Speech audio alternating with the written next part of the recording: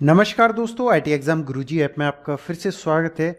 Database management system पढ़ रहे थे और डेटाबेस में आज का जो हमारा टॉपिक है वो है इंट्रोडक्शन टू नो एसक्यूएल। तो नो एसक्यूएल क्या है ये आपको सबसे पहले समझना होगा, दिमाग के एक अलग पार्ट में सेपरेट रख के। ठीक है, तो देखिए अब तक जो डेटाबेस पढ़ रहे थे वो हम पढ़ रहे थे RDBMS। क्या पढ़ रहे थे? RDBMS। RDBMS का मतलब क्या था? RDBMS का मतलब था रिलेशनल डेटाबेस मैनेजमेंट सिस्टम। अब रिलेशनल का मतलब क्या था वहां पे? रिलेशन का मतलब क्या होता है? टेबल, यानी ऐसा डेटाबेस जो डेटा को स्टोर करने के लिए या रिट्राइव करने के लिए किसका यूज करता है? रॉ और कॉलम्स का यूज करता है, यानी टेबल का यूज करता है। और दूसरी जो टेबल होती है या तीसरी जो टेबल होती है या अदर टेबल से ये क्या होता है? रिलेशन रखता है। ठीक है, तो इस प्रकार हमने उसको RDBMS को समझा था। और RDBMS डेटाबेस में अपन स्कीमा को डिफाइन करने के लिए या डेटा को मैनिपुलेट करने के लिए DDL और DML उनका यूज करते थे। हालांकि उसमें TCL वगैरह काफी हैं, लेकिन अपन को DML पढ़ना था। तो RDBMS हमने बहुत अच्छे तरीके से समझा था। तो RDBMS किस टाइप का डेटाबेस है? रिलेशनल टाइप का, यानी कॉलम और रॉ फॉर्मेट में डेटा इसमें स्टोर होता है। ठीक है, अब सर इसके बाद एक नई टेक्नोलॉजी आई, उसको बोलते हैं नो एसक्यूएल। हालांकि ऐसा नहीं है कि RDBMS यूज नहीं होता, आज भी सबसे ज्यादा RDBMS ही यूज होता है। इवन जैसे यूट्यूब है, तो यूट्यूब भी कौन सा डेटाबेस स्टोर करने के लिए यूज करता है? RDBMS करता है। लेकिन नो एसक्यूएल है, इसका भी प्रचलन आजकल बहुत तेजी से बढ़ रहा है। उसका कारण क्या है, क्यों बढ़ रहा है, लोग RDBMS छोड़ के नो एसक्यूएल क्यों यूज कर रहे हैं, वो सारी चीजें इस वीडियो में अपन डिस्कस करेंगे। साथ ही सबसे पहले हम समझेंगे कि RDBMS और नो एसक्यूएल इन दोनों में डिफरेंट क्या है। ठीक है, तो नो एसक्यूएल में से क्वेश्चन यहीं से बन सकता है कि नो एसक्यूएल का पूरा नाम है, तो आपको बताना होगा नॉट ओनली एसक्यूएल भी कहते हैं इसको, नॉन एसक्यूएल भी कहते हैं इसको, नॉन रिलेशनल डेटाबेस भी कहते हैं इसको। यानी इन तीनों शब्दों से समझिए। चलिए इंट्रोडक्शन से समझाता हूं मैं आपको। देखिए नो एसक्यूएल क्या है? एक डेटाबेस है। RDBMS क्या था? एक डेटाबेस था, उसको अपन रिलेशनल डेटाबेस मैनेजमेंट सिस्टम बोलते थे। यहां पर नो एसक्यूएल का मतलब क्या है? नॉट ओनली एसक्यूएल या नॉन एसक्यूएल या नॉन रिलेशनल, यानी RDBMS के जस्ट अपोजिट। RDBMS जो टाइप है डेटाबेस का वो कैसा है? रिलेशनल टाइप है। और ये नॉन रिलेशनल है, यानी ये RDBMS की तरह रॉ और कॉलम का यूज नहीं करता। ठीक है, इसमें बहुत सारे फीचर हैं। इसमें डेटा अलग अलग तरीके से, यानी की वैल्यू डेटा, डॉक्यूमेंट टाइप का डेटा, और अपना कॉलम वाला डेटा, आपका ग्राफ वाला डेटा, आपका इमेज, ऑडियो, वीडियो, यानी अलग ही तरीके का पूरा इसमें स्ट्रक्चर है। हालांकि इसका कोई स्कीमा या स्ट्रक्चर डिफाइन नहीं होता RDBMS की तरह। ठीक है, तो नो एसक्यूएल भी क्या है? एक डेटाबेस है, एक डेटाबेस मैनेजमेंट टेक्नोलॉजी है। ठीक है, RDBMS की तरह। तो नो एसक्यूएल मूल रूप से नॉन एसक्यूएल, इसको और क्या कहते हैं अपन? नॉन एसक्यूएल, या फिर हम क्या कहते हैं इसको? Non relational database. रिलेशनल तो RDBMS हो गया, लेकिन ये जो नो एसक्यूएल है वो कैसा है? नॉन रिलेशनल डेटाबेस, यानी बिना टेबल वाला डेटाबेस। इसमें डेटा के लिए टेबल का यूज नहीं किया जाता, यानी रॉ और कॉलम का यूज नहीं किया जाता। ठीक है, हालांकि मैंने नोट्स को इतना सिंप्लीफाइड और इतना प्यारा बनाया है कि अगर किसी ने अकेले में एक बार भी नोट्स पढ़ लिया तो नो एसक्यूएल उसके दिमाग में फीड हो जाएगा। यहाँ पे आपको नो एसक्यूएल के बारे में जितना अपन ने RDBMS के बारे में डिटेल में पढ़ा था उतना नहीं पढ़ना है। आपको सिर्फ इंट्रोडक्शन पढ़ना है कि नो एसक्यूएल होता क्या है, इसके टाइप क्या होते हैं, इसके बेनिफिट क्या होते हैं, इसके फीचर्स क्या होते हैं, इसके डिसएडवांटेजेस क्या होते हैं, और इसके लिए अपन कौन सी क्वेरी लैंग्वेज यूज करते हैं, इसके बारे में, मतलब ये किस टाइप का है, वो सारी चीजें आपको समझनी है इसमें बस। और मैं गारंटी देता हूं आपके दिमाग में एक ही बार में छप जाएंगी ये सारी चीजें। नो एसक्यूएल एक डेटाबेस है RDBMS की तरह, लेकिन उससे डिफरेंट। ठीक है, जो डेटा के स्टोरेज एंड रिट्राइवल के लिए एक मैकेनिज्म प्रदान करता है। यानी डेटा को स्टोर करने के लिए और फिर डेटा को रिट्राइव करने के लिए, निकालने के लिए क्या देता है, एक मैकेनिज्म प्रोवाइड करता है अपन को। तो आरडीबीएमएस भी क्या करता था, डेटा को स्टोर करने के लिए, रिट्राइव करने के लिए एक मैकेनिज्म देता था हमें। ऐसे ही NoSQL भी क्या एक डेटाबेस है, वो भी क्या करता है, डेटा के स्टोरेज और रिट्राइवल के लिए एक मैकेनिज्म प्रोवाइड करता है। लेकिन दोनों में डिफरेंट क्या है प्यारे दोस्तों, डेटा को कौन किस तरीके से स्टोर कर रहा है और कौन किस तरीके से रिट्राइव कर रहा है। यानी उसमें स्टोरेज की बात करें आरडीबीएमएस में, तो हमने पढ़ा था एक टेबल होती है, टेबल में रॉ कॉलम होते हैं और उनमें डेटा स्टोर होता है और वहीं से अपन क्वेरी चला के डेटा को क्या करते हैं, रिट्राइव करते हैं। सही बात है। अब सर NoSQL में क्या होता है, NoSQL तो यूज ही नहीं करता रॉ कॉलम वाली फॉर्मेट, यानी टेबुलर फॉर्मेट को यूज ही नहीं करता, टेबल वाली फॉर्मेट को ये यूज ही नहीं करता। इसमें तो क्या होता है हकीकत में, मैं आपको बताऊं, इसमें ब्लॉक्स होते हैं, बंच ऑफ ब्लॉक्स होते हैं, काफी सारे ब्लॉक होते हैं। यानी मान लीजिए टेबल के 3 रॉ इसमें पड़ी हैं तो 3 अगले बंच में पड़ी हैं, ठीक है। यानी कोई इसका स्कीमा यानी स्ट्रक्चर डिफाइन नहीं है कि डेटा को इस तरीके से स्टोर करना है, ठीक है। ये टोटली डिफरेंट टेक्नोलॉजी है आरडीबीएमएस से, ठीक है। यहां पर ध्यान देने वाली बात यह है, NoSQL डेटाबेसेस में रिलेशनल डेटाबेसेस की तरह टैबुलर रिलेशंस के रूप में डेटा को मॉडल नहीं किया जाता। तो ये चीज तो मैं आपको बहुत देर से समझा रहा हूं, काफी टाइम से, कि इसमें NoSQL में आरडीबीएमएस की तरह टेबल की फॉर्म में डेटा को अपन मॉडल नहीं करते, ना तो स्टोर करते हैं ना रिट्राइव करते हैं। ये टोटली डिफरेंट है उससे। यानी NoSQL डेटाबेसेस में डेटा को रॉ एंड कॉलम में स्टोर नहीं किया जाता। मतलब NoSQL डेटाबेसेस में स्ट्रक्चर्ड स्कीमा की जरूरत नहीं होती, जबकि आरडीबीएमएस में हम स्कीमा का यूज करते थे। सबसे पहले हमें एक स्ट्रक्चर बनाना पड़ता था, एक टेबल का स्ट्रक्चर बनाना पड़ता था, उसमें एट्रीब्यूट यानी कॉलम्स लेने पड़ते थे, है ना, उनके डेटा टाइप डिक्लेयर करने पड़ते थे, किस टाइप के हैं, उनकी वेरिएबल की लेंथ डिक्लेयर करनी पड़ती थी, एक पूरा स्कीमा डिजाइन करना पड़ता था, एक पूरा स्ट्रक्चर तैयार करना पड़ता था। और उसके लिए फिर कई सारी क्वेरी लैंग्वेजेस थी, डीएमएल अलग टाइप के लिए, डीडीएल अलग टाइप के लिए, वो सारी यूज करते थे। लेकिन यहां पर कोई भी स्ट्रक्चर स्कीमा की जरूरत नहीं है आपको NoSQL में। ये टोटली डिफरेंट कॉन्सेप्ट है उससे। अब इसमें सर कोई फिक्स्ड स्ट्रक्चर स्कीमा की जरूरत नहीं है, इसलिए ये रिलेशनल डेटाबेसेस की तुलना में कैसा होगा, फ्लेक्सिबल होगा, ठीक है। अब देखिए सर, मैंने एक टिप दे रखी है।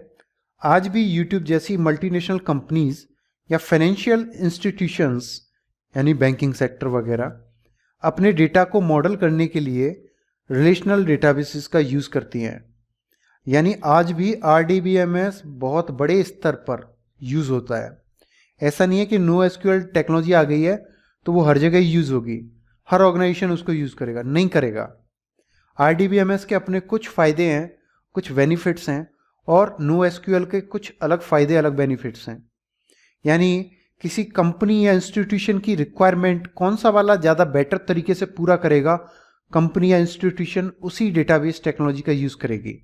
जैसे यूट्यूब के लिए आरडीबीएमएस सबसे परफेक्ट है तो वो यूज़ कर रहा है, जबकि नेटफ्लिक्स कंपनी है या ट्विटर है या फेसबुक है वो NoSQL यूज़ कर रहा है, ठीक है। हालांकि NoSQL डेटाबेसेस 1960 के दशक के अंत में एग्जिस्टेंस में आ चुके थे। तो ये NoSQL डेटाबेस टेक्नोलॉजी ऐसा नहीं है कि ये आज ही आई है। हाँ, ऐसा कह सकते हैं कि इसको यूज करना अभी हाल ही में कुछ वर्षों में शुरू हुआ है, लेकिन ऐसा नहीं है कि ये अभी इसका आविष्कार हुआ है। ये टेक्नोलॉजी 1960 के दशक के अंत में आ चुकी थी, ठीक है। लेकिन उस वक्त इसको कोई नाम नहीं दिया गया था, ना ही किसी ने यूज किया था। फिर क्या हुआ, 21st सेंचुरी आई, यानी 21वीं सदी की शुरुआत में NoSQL डेटाबेसेस की पॉपुलरिटी बढ़ गई, ठीक है। यानी इनको जानने, ये बन तो पहले ही चुके थे, ये पूरा इनका कॉन्सेप्ट था वो पूरा 1960 में ही एंड में तैयार हो गया था, लेकिन इसको यूज करना अभी अपन ने कुछ सालों पहले ही यूज किया है 21वीं सदी में, ठीक है। NoSQL डेटाबेसेस का उपयोग real time web applications, big data में किया जाता है, और NoSQL डेटाबेसेस का यूज समय के साथ साथ धीरे धीरे बढ़ रहा है। NoSQL सिस्टम को कभी कभी इस तथ्य पर जोर देने के लिए नॉट ओनली SQL कहा जाता है कि वे SQL जैसी क्वेरी लैंग्वेजेस को सपोर्ट कर सकते हैं। NoSQL को नॉट ओनली SQL भी कहते हैं। क्यों कहते हैं? क्योंकि नॉट ओनली SQL केवल एसक्यूएल ही नहीं, यानी ये एसक्यूएल जैसी क्वेरी लैंग्वेजेस को भी सपोर्ट करते हैं, लेकिन इसकी खुद की अनक्यूएल UNQL नाम की अनस्ट्रक्चर्ड डेटा क्वेरी लैंग्वेज है। जैसे rdbms हमने पढ़ा था, rdbms पढ़ा था अब तक हमने, rdbms पढ़ा था अब तक हमने, और rdbms में हमने देखा था एसक्यूएल का यूज होता है क्वेरी लैंग्वेज का। यानी इस rdbms यानी रिलेशनल डेटाबेस मैनेजमेंट सिस्टम में से डेटा को, स्कीमा को डिजाइन करने में, डेटा को मैनिपुलेट करने में, डेटा को इंसर्ट करने में, स्टोर करने में अपन किस लैंग्वेज का यूज करते थे क्वेरी के रूप में? एसक्यूएल का। एसक्यूएल में स्पेशली DDL और DML का यूज करते थे। उसी तरीके से सर जो नो एसक्यूएल है, नो एसक्यूएल में हम कौन सी लैंग्वेज यूज करते हैं? अनक्यूएल। ठीक है, अन का मतलब है यहाँ पे अनस्ट्रक्चर्ड, क्यू का मतलब क्वेरी, एल का मतलब लैंग्वेज। यहां से कई बेसिक क्वेश्चन बनते हैं तो सबको ध्यान रखना है आपको। तो मैंने इंपोर्टेंट टिप में लिखा UnQL, unstructured data query language. ठीक है, इसके बारे में थोड़ा सा लिखा है, a standardize query language for no SQL databases, यानी नो एसक्यूएल टाइप के जो डेटाबेसेस हैं उनके लिए एक स्टैंडर्ड क्वेरी लैंग्वेज है। ठीक है, no SQL databases are open sources, यानी ये ओपन सोर्स होते हैं। नो एसक्यूएल डेटाबेसेस कैसे होते हैं? ओपन सोर्स होते हैं। स्कीमा लेस होते हैं, यानी इनका कोई फिक्स्ड स्कीमा नहीं होता। ठीक है, जबकि rdbms में अपन स्कीमा डिजाइन करते हैं पहले। हॉरिजेंटली स्केलेबल होते हैं। हॉरिजेंटली स्केलेबल वाला जो टॉपिक है वो मैंने आगे समझाया है, अभी बस इतना ही याद रखो। हाई परफॉर्मेंस डेटाबेसेस हैं और इनकी जो परफॉर्मेंस है वो rdbms की तुलना में बहुत ज़्यादा होती है। क्यों होती है वो भी मैंने आगे बताया है। These characteristics makes them very different from relational databases, और ये कैरेक्टरिस्टिक्स हैं, जैसे ये ओपन सोर्स होते हैं, स्कीमा लेस होते हैं, हॉरिजेंटली स्केलेबल होते हैं, हाई परफॉर्मेंस डेटाबेस होते हैं। ये सारे के सारे जो कैरेक्टरिस्टिक्स हैं नो एसक्यूएल के, ये इसको रिलेशनल डेटाबेसेस यानी rdbms से टोटली डिफरेंट बनाते हैं। अब सर यहाँ पे देखिए एग्जाम्पल्स ऑफ नो एसक्यूएल। तो नो एसक्यूएल डेटाबेसेस के एग्जाम्पल पूछ सकता है वो आपसे, निम्न में से कौन सा नो एसक्यूएल डेटाबेस है? तो आपको ये नाम भी पता होना चाहिए कुछ डेटाबेसेस के। तो सबसे पहले देखिए MongoDB, फिर है CouchDB, Couchbase, Cassandra, HBase, Redis, Neo4 are popular no SQL database examples. यानी ये पॉपुलर नो एसक्यूएल डेटाबेसेस हैं जो मार्केट में और कंपनियां यूज कर रही हैं। ठीक है, खासकर इसमें कैसेंड्रा को और MongoDB को आपको बहुत अच्छे तरीके से याद रखना है। ये दोनों नो एसक्यूएल के पॉपुलर डेटाबेसेस हैं। ठीक है, MongoDB and CouchDB, Couchbase, Amazon SimpleDB, Rike, Lotus Notes are document oriented no SQL databases. अब देखिए वैसे तो अपन को नो एसक्यूएल डेटाबेसेस के टाइप पढ़ेंगे, अपन किस किस टाइप के होते हैं वो। ठीक है, लेकिन आपको स्पेशली यहाँ पे याद रखना है, इनमें से एक टाइप है ये डॉक्यूमेंट ओरिएंटेड। तो MongoDB और CouchDB, Couchbase, Amazon SimpleDB, Rike, Lotus Notes, ये सब कैसे हैं? Document oriented no SQL databases के एग्जाम्पल हैं। जबकि Tokyo, Cabinet, Tyrant, Redis, Riak, Voldemort, Oracle, BDB, Amazon SimpleDB are key valued store databases. और ये कैसे हैं? सारे के सारे जो मैंने अभी बताया ये की वैल्यू वाले हैं, और पहले बताए थे वो डॉक्यूमेंट ओरिएंटेड थे। ठीक है, लेकिन है ये नो एसक्यूएल डेटाबेसेस के ही एग्जांपल्स। ठीक है, अब देखिए यहाँ पे मैंने एक क्विक टिप दिया आपको। Netflix uses no SQL database Cassandra. Netflix company है, सबके फ़ोन में होगी। अपन ये वेब मीडिया बिजनेस चलाती है, तो वेब OTT प्लेटफॉर्म है ये। तो नेटफ्लिक्स में जो डेटा को स्टोर करने के लिए किस टाइप का डेटाबेस यूज करती है नेटफ्लिक्स कंपनी? नो एसक्यूएल करती है सर, rdbms नहीं करती है। ठीक है, नो एसक्यूएल डेटाबेस में सिंप्लिसिटी ऑफ डिजाइन सहित मशीनों के समूहों पर सरल क्षैतिज स्केलिंग और उपलब्धता पर बेहतर नियंत्रण शामिल है। इस चीज को थोड़ा सा समझो, इसमें मैंने इसलिए ब्रैकेट में इंग्लिश वर्ड्स भी लिए हैं। नो एसक्यूएल डेटाबेसेस में सिंप्लिसिटी ऑफ डिजाइन है, यानी ये rdbms को डिजाइन करने जितना कॉम्प्लेक्स नहीं होता, क्योंकि उसमें एक फिक्स्ड स्कीमा होता है, एक स्ट्रक्चर होता है जिसको डिजाइन करना पड़ता है आपको। और ये कैसा होता है? ये फ्लेक्सिबल है, इसमें कोई स्ट्रक्चर्ड या स्कीमा नहीं होता। ठीक है, मशीनों के समूहों पर यानी सेट ऑफ मशीन्स पर, यानी कई सारे सर्वर्स पर simpler horizontal scaling two cluster of machine, यानी मशीनों के क्लस्टर्स पर, यानी कई सारे सेट पर, कई सारे सर्वर्स पर सिंपलर हॉरिजेंटल स्केलिंग, यानी अपन क्या करते हैं आरडीबीएमएस में, एक ही सर्वर पर मान लीजिए अपना जो डेटाबेस सर्वर है और उसी में सारा डेटा डालते जा रहे हैं और सारा डेटा रिट्राइव भी उसी जगह से हो रहा है, और मान लीजिए डेटा डलता जा रहा है, तो फिर हमारा जो सिस्टम का रेस्पॉन्स टाइम होगा वो कैसा हो जाएगा, स्लो हो जाएगा। अगर आप में थोड़ी सी भी अगर आपने अपनी बुद्धि का प्रयोग किया, तो मैंने जिस तरीके से अब तक आपको पढ़ाया है, मैंने हमेशा जोर दिया है आपको साइंटिफिक गहराइयों में जाने के लिए, प्रेरित किया है मैंने आपको।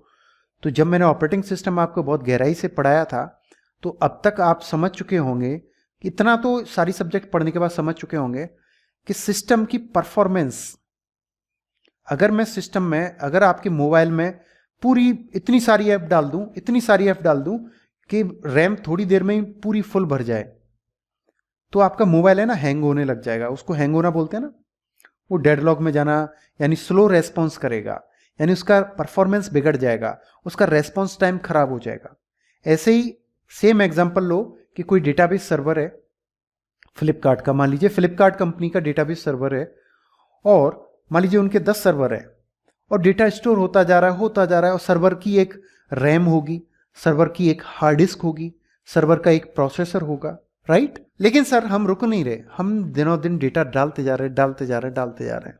तो ऐसी सिचुएशन में क्या होगा, उन सर्वर की जो सिस्टम का रेस्पॉन्स है, मशीनों का रेस्पॉन्स है या सर्वर का रेस्पॉन्स है, वो कैसा होगा, रेस्पॉन्स टाइम यानी परफॉर्मेंस कैसी हो जाएगी। लोड बढ़ रहा है, डेटा डालते जा रहे हैं, फैच भी हो रहा है, डालते जा रहे हैं, तो क्या होगा, लोड बढ़ रहा है सिस्टम पे। और लोड से छुटकारा कैसे पा सकते हैं अपन, उसमें और रैम बढ़ाई जाए सर्वर में, है ना, और पावरफुल सीपीयू लगाया जाए उसमें, राइट। लेकिन लोड को कम करने के लिए ये सारे क्या है, एक्सपेंसिव चीजें हैं। ये जो अल्टरनेटिव्स मैं आपको बता रहा हूं कि हार्डवेयर को अपन क्या करें, मैक्सिमाइज करें, तो वो लोड कम हो जाएगा।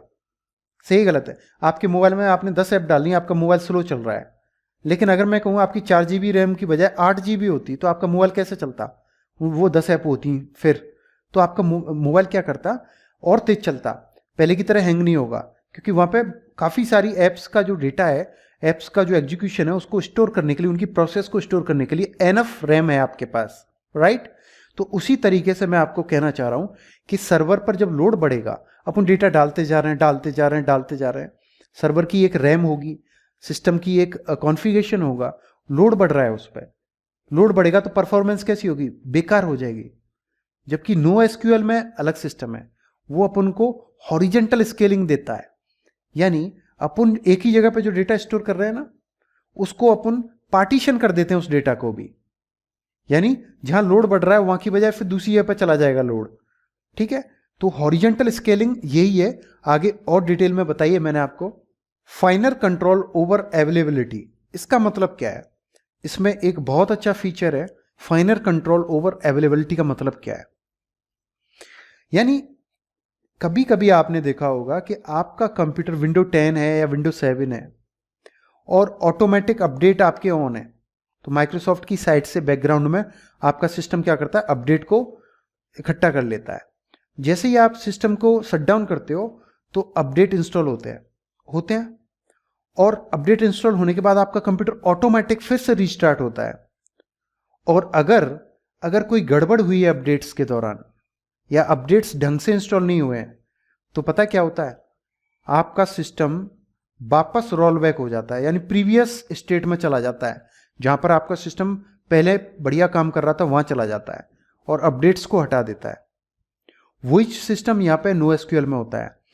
NoSQL डेटाबेस में मान लीजिए कि कुछ हो गया, पावर फेलियर हो गया या फिर कोई करप्शन हो गया, तो डेटा रोल बैक हो जाता है, यानी रिप्लिकेट हो जाता है, कॉपी बना के प्रीवियस स्टेट में चला जाता है, पहले जैसा था। कंसिस्टेंस जो स्टेट होती है जिसमें डेटा की ऑथेंटिसिटी और कंप्लीटनेस था, उसी स्टेट में वापस लौट जाता है, तो रिस्क नहीं होता हमें।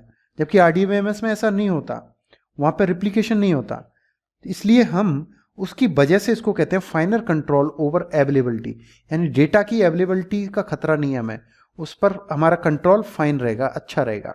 ठीक है। NoSQL डेटाबेस द्वारा उपयोग किए जाने वाले डेटा स्ट्रक्चर्स, अब देखिए यहाँ पे दो अलग अलग टेक्नोलॉजी की बात कर रहा हूँ डेटाबेस की, एक तो NoSQL का, एक रिलेशनल डेटाबेस का। ठीक है, दोनों में तुलना कर रहा हूँ, कंपैरिजन कर रहा हूँ। NoSQL डेटाबेस द्वारा उपयोग किए जाने वाले डेटा स्ट्रक्चर्स रिलेशनल डेटाबेस में डिफॉल्ट रूप से उपयोग किए जाने वाले डेटा स्ट्रक्चर्स से डिफरेंट होते हैं। यानी इसमें जो डेटा का स्ट्रक्चर होता है वो टोटली डिफरेंट होता है। रिलेशनल डेटाबेस में जो डेटा स्ट्रक्चर होता है उससे टोटली डिफरेंट होता है, जिसकी वजह से NoSQL में कुछ ऑपरेशंस फास्टर होते हैं। यानी NoSQL डेफिनेटली फास्टर होगा rdbms से, हमेशा ही याद रखना, क्योंकि हॉरिजेंटल स्केलिंग की वजह से। हम देखिए वर्टिकल स्केलिंग किसे कह रहे हैं हम, कि डेटा का लोड बढ़ा तो हमने एक और सर्वर बना दिया और उसमें भी डेटाबेस वाला सॉफ्टवेयर डाल दिया, यानी डेटा इस सर्वर में भी स्टोर हो रहा है और इस सर्वर में भी स्टोर हो रहा है। और लोड बढ़ा सर, हमने और सर्वर बना दिया, और लोड बढ़ा सर, हमने और सर्वर बना दिया। तो ये वर्टिकल स्केलिंग कर रहे हैं अपन। हॉरिजेंटल स्केलिंग में क्या कर रहे हैं कि ये अपना सर्वर है और जरूरत पड़ी तो वाकई में इसमें भी अपन एक और सर्वर बना सकते हैं, लेकिन यहां पर हम जो डेटा पड़ा है उसके लोड को कम करने के लिए उसी की पार्टीशनिंग कर रहे हैं, यानी उसका पार्टीशन कर रहे हैं। डेटा के भी पार्टीशन कर दिया हमने, यानी यहां से यहां तक इसमें, यहां से यहां तक इसमें, यानी डेटा के लोड को कम करने के लिए, एक ही जगह पर लोड ना पड़े, बल्कि डेटा के भी हमने क्या कर दिए, पार्टीशन कर दिए, चंक ऑफ ब्लॉक्स बना दिए। ठीक है।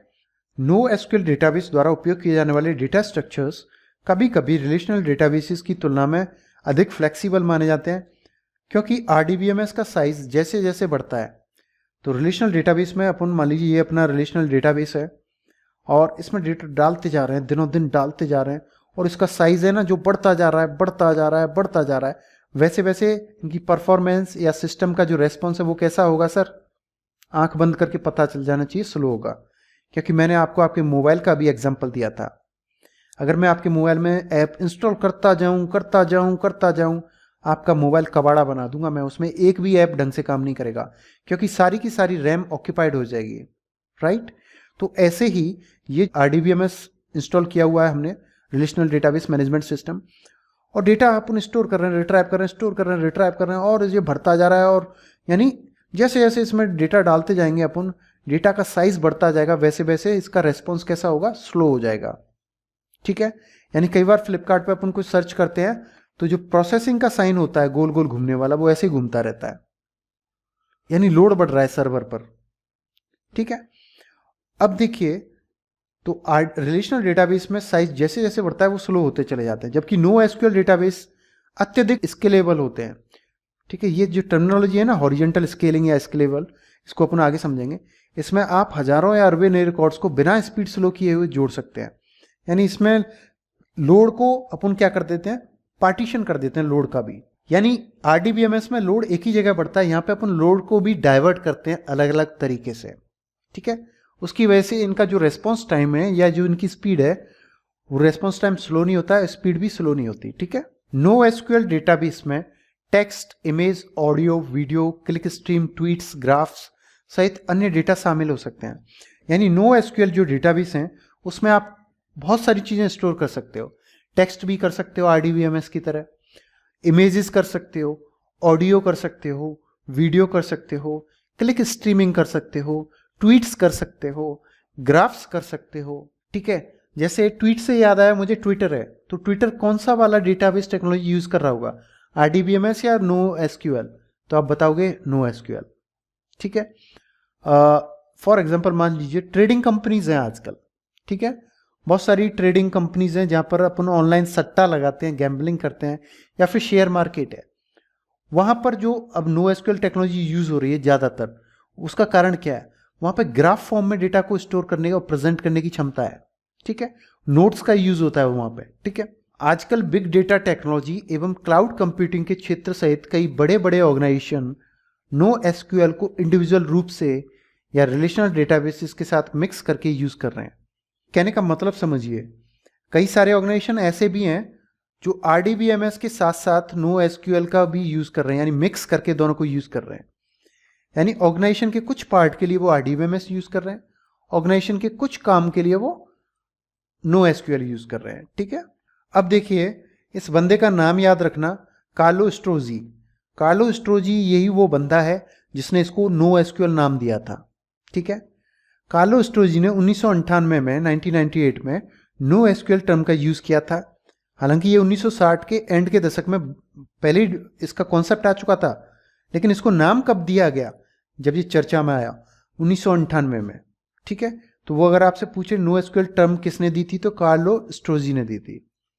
अब तक हम जान चुके हैं ट्रेडिशनल rdbms यानी पारंपरिक या पिछले वाले यूज किए जा रहे rdbms डेटा को स्टोर और रिट्राइव करने के लिए SQL सिंटैक्स का यूज करते हैं।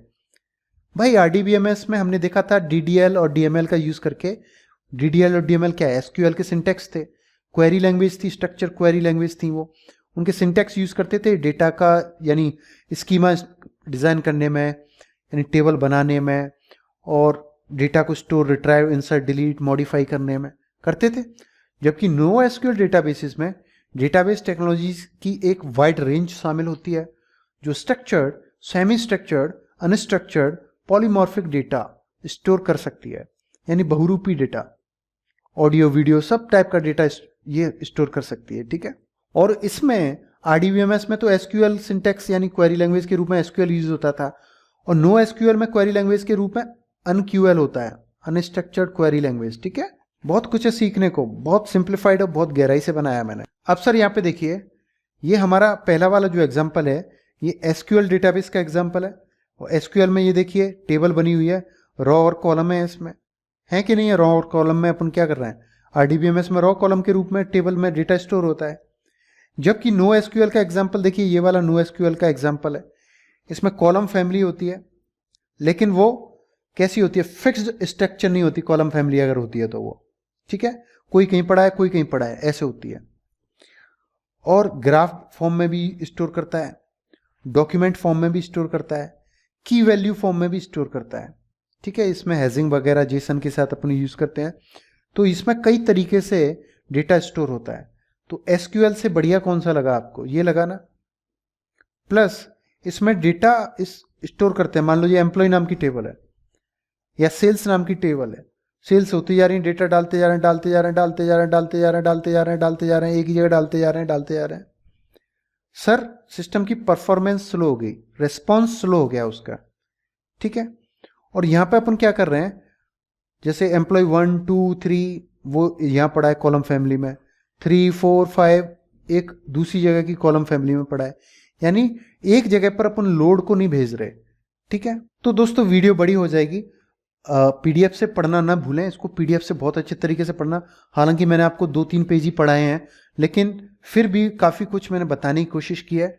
आप एक बार PDF को जरूर पढ़ना। अगली वीडियो में फिर मिलता हूं आपसे, तब तक के लिए study hard, best of luck. NoSQL को वहीं कंटिन्यू करेंगे। आपको वीडियो कैसा लगा जरूर कमेंट करके बताएं। और जो लोग IT एग्जाम गुरुजी से नए जुड़े हैं वो प्लीज़ गूगल प्ले स्टोर पर जाकर ऐप का रिव्यू लिखें और ऐप के अंदर कोर्स का भी रिव्यू लिखें।